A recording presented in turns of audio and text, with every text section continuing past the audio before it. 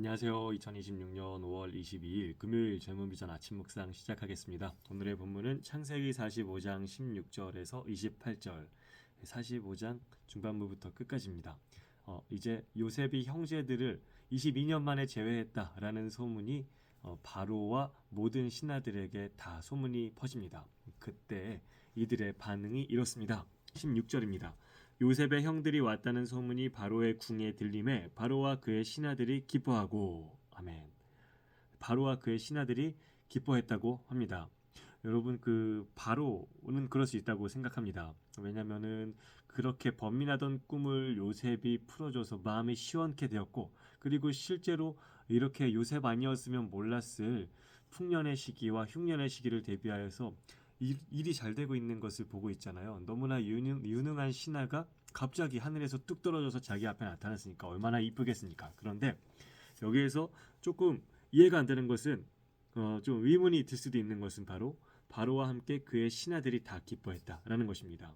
우리가 이 신하들의 입장에서 조금 생각해 보면은요, 어느 날 갑자기 히브리에서 노예로 팔려와가지고 지하 감옥에 있던 자가 떡하고 나타나더니 자기들보다 위에 서게 되었다는 것입니다. 질투 날 수밖에 없겠죠. 비슷한 경우가 있었잖아요. 다니엘이 그랬었죠. 다니엘. 네, 이방인으로서 나라의 높은 자리에 오른 자, 황제가 바뀌었는데도 여전히 그 자리에 있는 자. 그러니까 이 시기를 할 수밖에 없다는 것이죠. 왕 말고 다른 신에게 기도드리는 자, 경배하는 자는 누구든지 불구덩이, 아니 사자 구덩이에 넣게 하여 주시옵소서라는 법안을 그 다니엘을 시기한 고관 대작들이 발의한 것입니다. 그리고 이것이 얼마나 뭐랄까 되게 다니엘 한 명만은 표적 삼은 법안이었는지가 그 법안의 유효 기간이 딱 30일, 한 달이었다는 것입니다. 앞으로 우리 쭉 이렇게 했으면 좋겠습니다. 이것도 아니고 한 달만 이 법을 시행하자라고 왕에게 말했던 것은 한 달이면은 다니엘 이 자식은 반드시 이 법안에 걸릴 수밖에 없다. 왜냐하면 맨날 하나님한테 기도하는 것을 이 사람들이 조사했을 테니까요. 다니엘 한 놈만 잡자 이런 악한 마음으로 발의된 법안이 바로 왕 말고 다른 신에게 기도하는 자를 사자굴에 넣자라는 법안이었던 것이죠. 이와 같은 경우만 생각해 봐도 오늘 이렇게 갑자기 애굽의 2인자가 되어서 9년째가 된 요셉을 향한 이 신하들의 마음 이것이 우리는 굉장하다라고 느낄 수밖에 없는 것이죠. 어떻게 이렇게 다 기뻐해 줄 수가 있었을까? 눈에 가시였을 수도 있었을 텐데 자기들의 자리를 갑자기 꿰차고 앉은 자라고 생각할 수도 있었을 텐데 질투와 시기 아무것도 없이 이 히브리의 노예 출신이었었던 요셉이 가족과 제외했다는 사실을 바로와 함께 다 기뻐하고 있다라는 것입니다. 뭐 부정적으로 보자면은요. 왕이 기뻐하니까 기뻐하는 척 했겠지. 뭐 이렇게 생각할 수도 있을 것입니다. 그러나 저는 그렇게 보이지 않습니다. 이것이 요셉의 삶 가운데 계속 하나님이 말씀하셨던 그 수식어 하나님과 함께 하셨기에 요셉이 형통하셨다라고 했잖아요. 이게 바로 형통의 모습이다라는 것이죠. 무엇이 형통일까요? 형통은 여러 가지 모습으로 나타나겠지만 바로 오늘 이 45장 후반부에서는요. 형통이라는 것이 관계의 측면으로 나타나기도 하는 것입니다.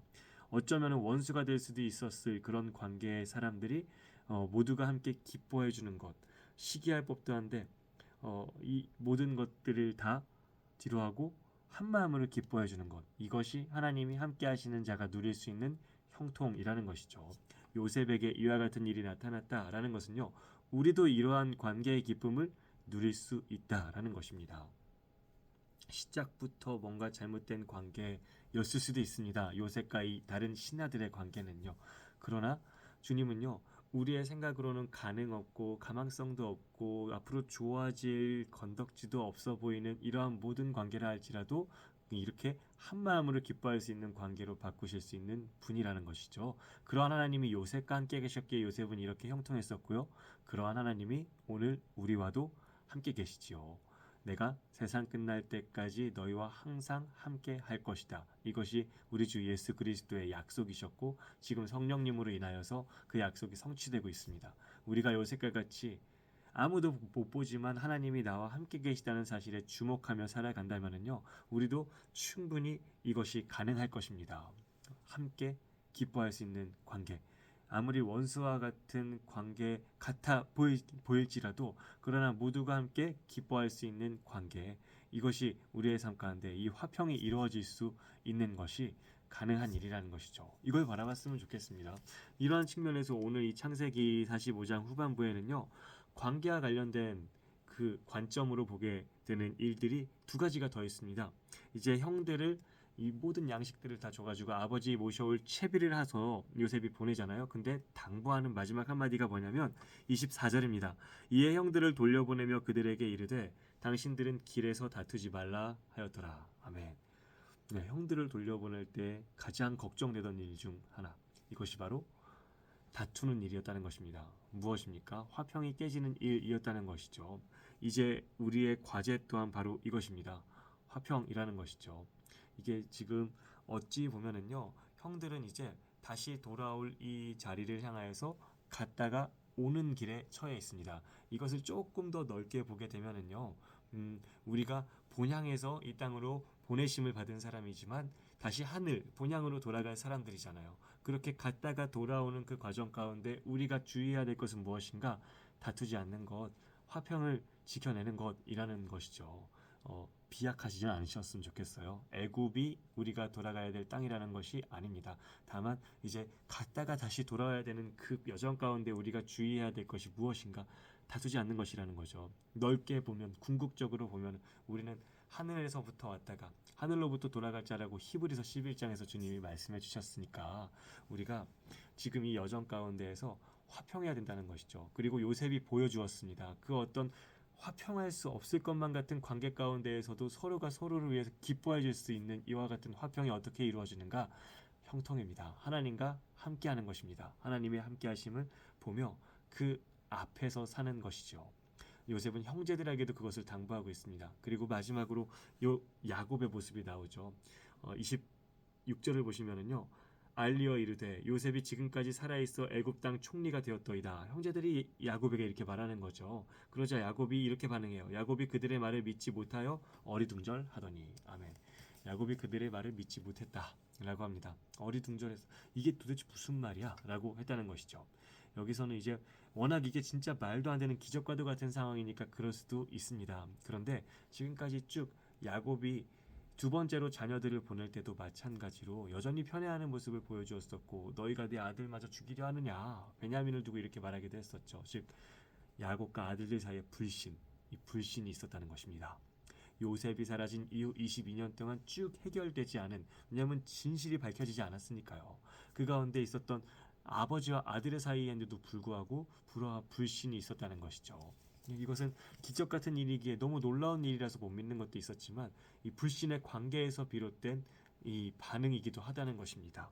그래서 자기를 태울 어리둥절했었는데 믿지 못했었는데 근데 어떻게 믿게 되었는가? 27절 그들이 또 요셉이 자기들에게 부탁한 모든 말로 그에게 말하매 그들의 아버지 야곱은 요셉이 자기를 태우려고 보낸 수레를 보고서야 기운이 수생한지라. 아멘. 아들들의 말을 보고는 믿지 못했습니다. 그러나 요셉이 보낸 수레, 아버지께 보내는 그 성대한 선물들, 이것들을 보고서는 드디어 믿게 되었다라는 것입니다. 여러분, 화평이 깨진 관계, 불신으로부터 비롯된 분별력은 바로 이렇습니다. 진실을 들어도 듣지 못한다라는 것이죠. 그러나 우리가 언제나 이 하나님의 앞에서 형통한 자로 살아갈 때 이와 같은 관계는 결국에는 회복될 수 있을 줄로 믿습니다. 그리고 또 한 가지, 우리가 연약하여서 화평하지 못하여서 제대로 사실과 진실을 보지 못할 때라도 주님은 우리에게 이렇게 요셉의 수레와 같이 이미 보고 믿을 수 있는 수많은 증거들을 보내신다는 것이죠. 우리가 이것들을 볼 수 있는 눈이 있었으면 좋겠습니다. 너무나 화평이 깨져 있기에 예수 그리스도도 보지 못하고 예수 그리스도의 그 말씀이신 주님의 그 뜻도 보지 못한 채로 지나가는 것이 아니고 첫 번째로 우리가 주님이 보내신 그 수레라도 볼 수 있었으면 좋겠습니다. 그리고 두 번째로 더 나아가서 우리가 요셉과 같이 화평해서 모든 이들과 같이 화평할 수 있는 형통한 자의 그 기적을 누릴 수 있기를 주님의 이름으로 축복드립니다. 기도하겠습니다. 하나님, 우리가 주님과 함께함으로 그 화평이라는 형통을 누리게 하여 주시옵소서. 주님의 뜻을 올바로 분별케 하여 주시옵소서. 예수님의 이름으로 기도드립니다. 아멘. 승리하세요.